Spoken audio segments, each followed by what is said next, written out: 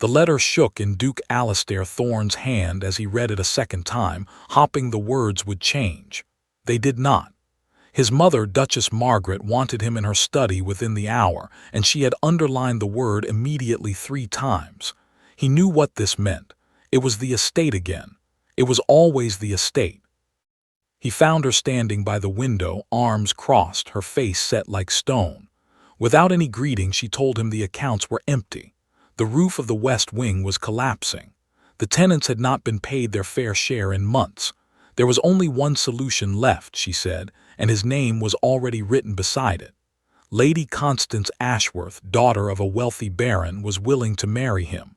Her father's fortune could save everything. Alastair felt his chest tighten. He had heard whispers of this plan for weeks, but hearing it spoken aloud made it real. He told his mother plainly that he would not marry a woman he did not love, no matter how much gold came with her name. Duchess Margaret's eyes flashed with anger. She reminded him that duty came before feeling, that generations of Thornes had sacrificed for this family, and that he owed the same. He answered without hesitation. He would rather lose the entire estate than marry someone chosen only for her father's money. The room went silent. His mother's jaw tightened, and she said one final thing before turning away. He had until Friday.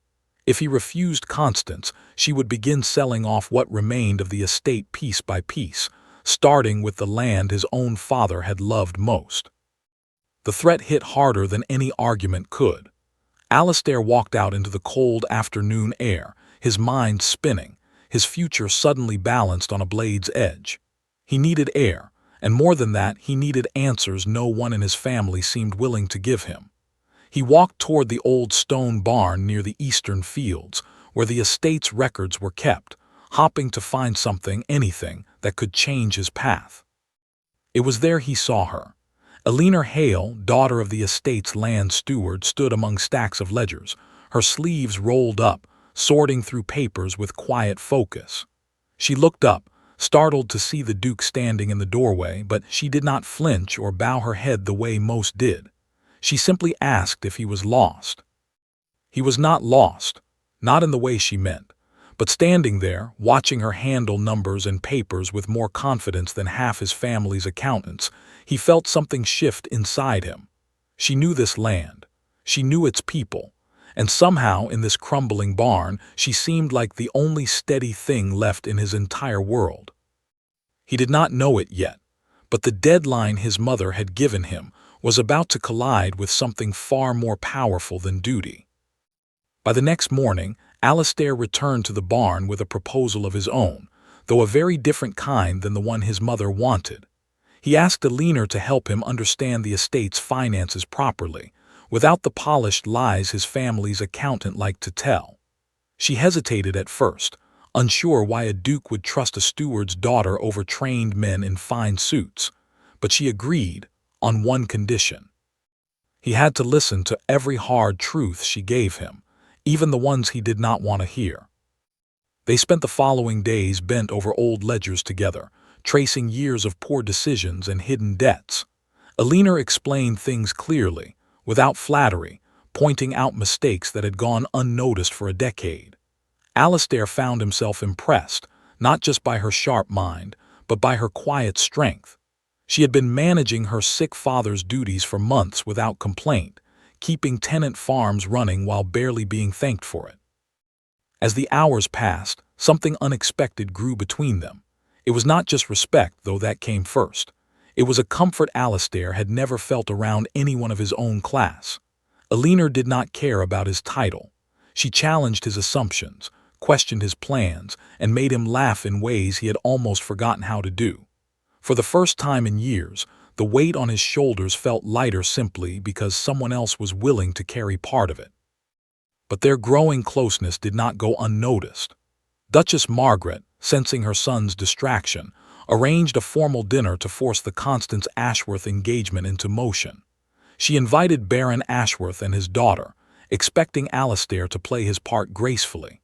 Instead, he arrived distracted, his mind still tangled in numbers, tenant reports, and the memory of Eleanor's determined voice explaining every mistake the estate had made. Constance, elegant and composed, seemed just as uninterested in the match as he was.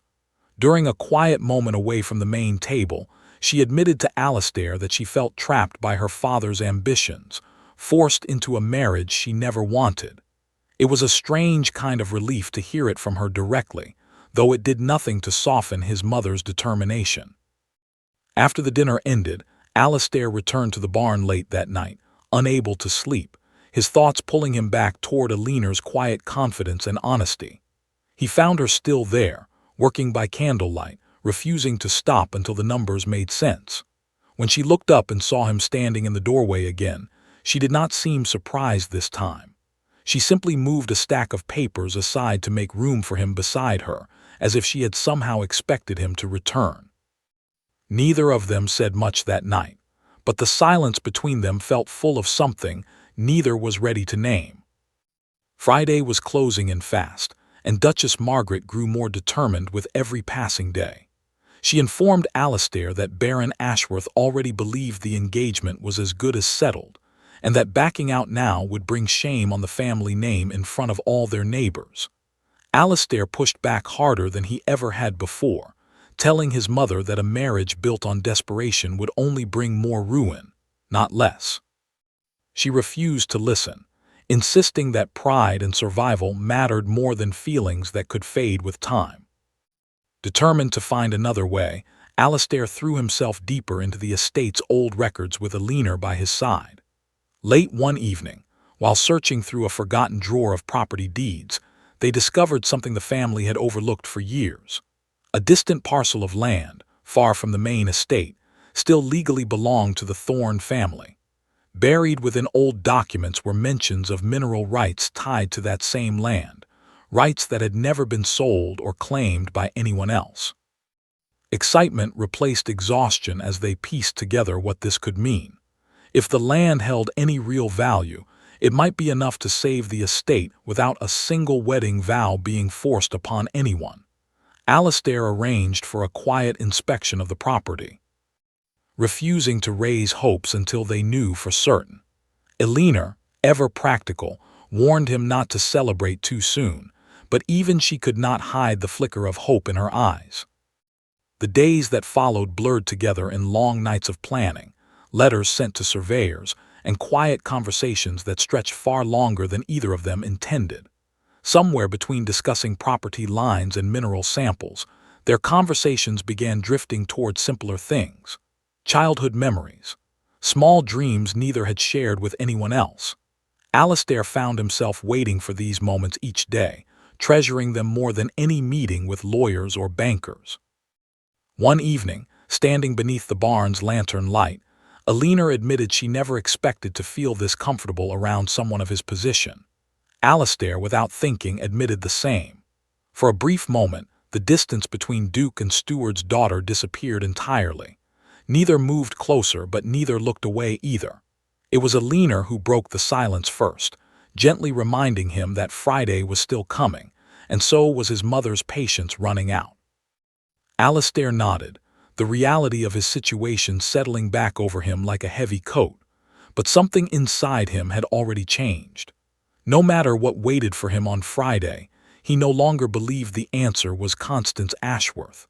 The real question now was whether he would have the courage to say so out loud to his mother, to the Baron, and most importantly, to himself. Word of the late nights spent in the barn eventually reached Duchess Margaret, carried by a servant eager to please her. Furious and afraid of losing control over the situation, she summoned Alastair immediately, her voice sharper than he had ever heard it. She accused him of throwing away the family's future over a passing distraction, and threatened to dismiss Alina's father from his position as steward if the closeness between them did not stop at once. The threat struck Alastair harder than anything his mother had said before. Alina's father, already unwell, depended entirely on his position to support their small household. Losing it would mean losing their home, their income, everything they had left. For the first time, Alastair saw clearly how much power his family held over people who had done nothing wrong except work honestly for their survival. He faced his mother directly, his voice steady despite the storm inside him. He told her he would not be controlled by fear, nor would he allow her to punish an innocent family simply to protect old pride. He reminded her that duty without kindness was nothing more than cruelty wearing a fine title. Duchess Margaret, stunned by his firmness, said nothing as he turned and walked away. Knowing he could not keep avoiding the truth any longer, Alastair requested a private conversation with Constance Ashworth before the week's end. When they met, he expected resistance, perhaps even hurt feelings. Instead, Constance seemed almost relieved. She confessed that the entire engagement had been her father's ambition from the very beginning, a way to raise their family standing through marriage rather than any genuine wish of her own. She admitted she had hoped Alastair would be the one to refuse first, sparing her the difficulty of disappointing her father herself. Together, they agreed to end the arranged match, presenting a united decision to both families rather than placing blame on either side. Baron Ashworth, though disappointed, could not argue against his own daughter's clear wishes once she spoke for herself. The engagement that had never truly existed in feeling, only in paperwork, quietly dissolved without scandal or shame. With the pressure of the forced marriage finally lifted, Alastair felt something close to freedom for the first time in weeks. But freedom alone would not save the estate. The mineral survey results were expected any day now, and everything still depended on whether that forgotten land could truly provide the answer he needed. He returned to the barn that evening, eager to share the news with Alina, unsure of what her reaction would be, but certain of one thing. Whatever happened next, he wanted her standing beside him when it did. The survey results arrived on Thursday morning, a full day earlier than expected.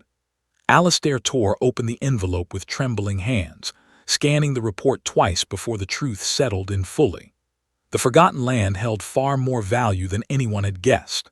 The mineral rights alone were enough to cover the estate's debts several times over, with funds left to repair the crumbling west wing and properly pay every tenant who had gone without for far too long. He rushed to find Alina, who was already waiting near the barn, having heard the news travel quickly through the estate. Her face lit up with genuine joy, not for herself, but for the tenants, for her father's future, and for the family she had grown to care for despite every difference in their stations. Alastair could not stop smiling as he shared every detail, watching her celebrate a victory that belonged just as much to her as it did to him. That evening, he requested one final meeting with his mother, this time not to argue, but to speak plainly. He laid out the survey results in front of her, proving without question that the estate no longer needed a marriage built on desperation to survive. Duchess Margaret studied the papers carefully, her expression unreadable for a long moment before something in her posture finally softened. Alastair took the opportunity to say what he had wanted to say for days. He told his mother that he intended to marry Alina Hale, not out of rebellion and not out of desperation, but because she had proven herself wiser, stronger, and more devoted to this family's true well-being than anyone else he had ever known. He reminded his mother of his earlier words. He would rather lose the estate than marry without love, and now, thanks to Alina, he no longer had to choose between the two. Duchess Margaret was silent for a long time, memories of her own younger years quietly crossing her face. Finally, she admitted that she had seen the same quiet strength in Alina that she once valued in herself, long before duty had hardened her heart. With a small, reluctant smile, she gave her blessing, asking only that her son finally bring some peace back into the family home. The following day, in front of his mother and the small circle of estate workers who had become like family to him, Alastair knelt before Alina beneath the old oak tree near the barn where their story had quietly begun. He asked her to marry him, not as a duke offering a title, but as a man offering his whole heart. Alina, tears in her eyes, said yes without hesitation. True to his word, spoken only days earlier in anger and desperation, Duke Alastair Thorne was engaged by Friday. Though not to the bride his mother once demanded, but to the woman who had saved far more than just his estate.